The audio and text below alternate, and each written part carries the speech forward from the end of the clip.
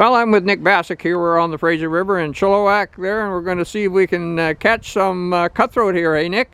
Yep, well, it's just this time of year the Fraser River is cleaned up pretty nicely, and there's actually pretty good opportunity out here in many different places on the Fraser where you can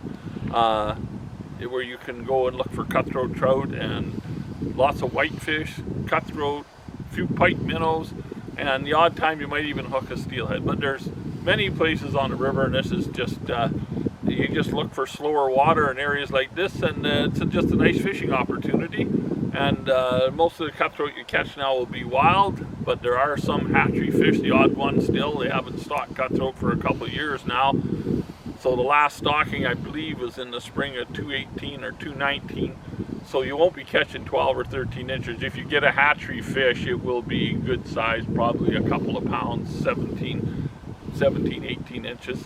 And then, of course, the wild fish are anywhere from 10 inches up to maybe, 2 pounds, 2.5 pounds. But this is the time of year when the water cleans up enough that you've got good enough clarity that you can drift fish for them or fly fish for them. Today we're drift fishing, just using single salmon eggs, which is a very common bait for these fish at this time of year.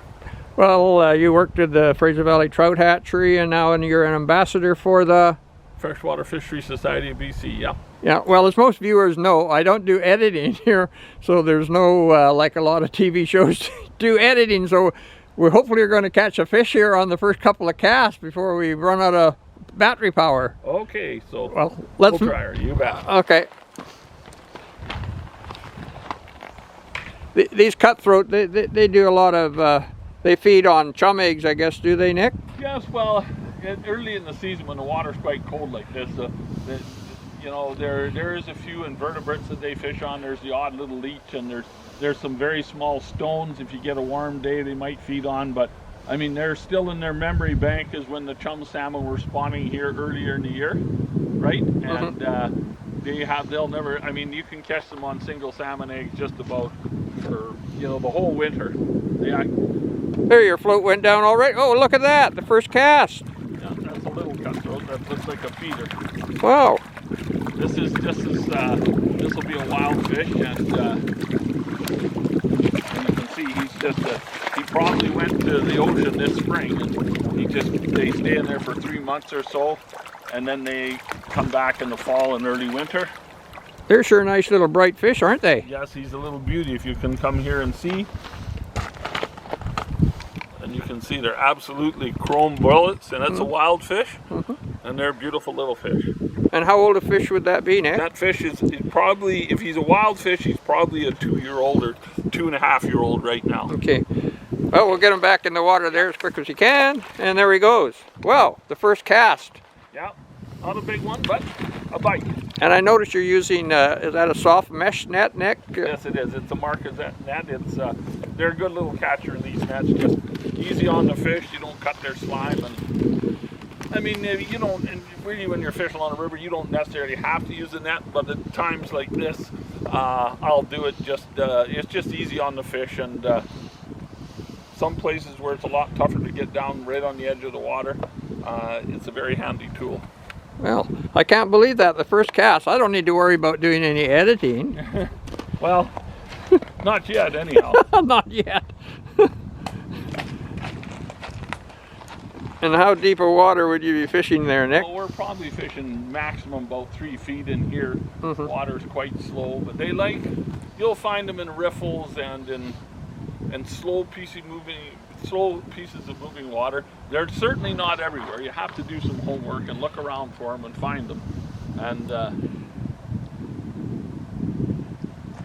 And when you do that, you will learn where. There's another one. Do you see him there? Oh yeah, he just touched it. That might be a whitefish. It's hard to say, but yeah, he just picked it up and let it go right away.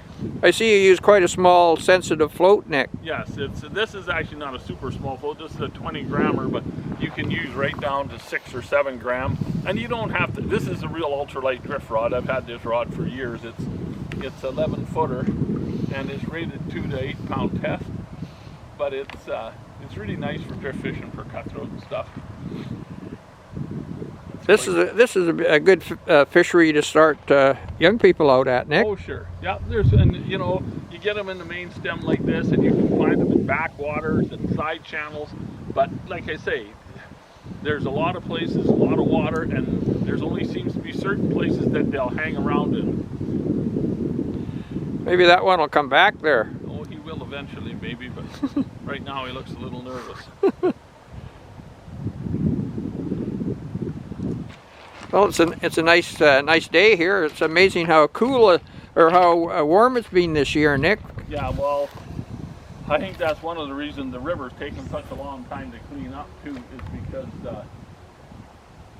because of that. Like up in even in the interior, when you get the snows, we get snow for 2 or 3 days, and then it warms up and it melts, and the Fraser course comes up again because it's emptying a large area from the interior, and every time it starts to drop down again, we get another spell of snow, and then it rains on it. But the last little while, it has tightened up a bit in the interior, so the river is now starting to come around in shape. Like most of the time, the Fraser itself is nice and clean like this, you know, for most of the winter, but not every year is the same.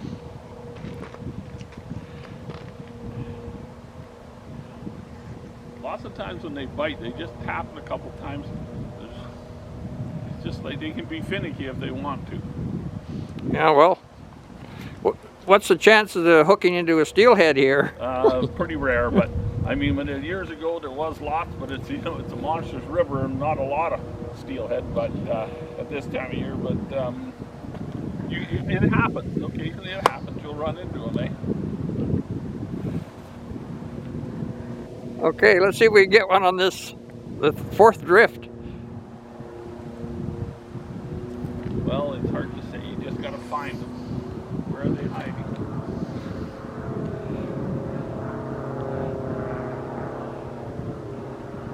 Well, getting one fish has got the attention of the viewers, hopefully.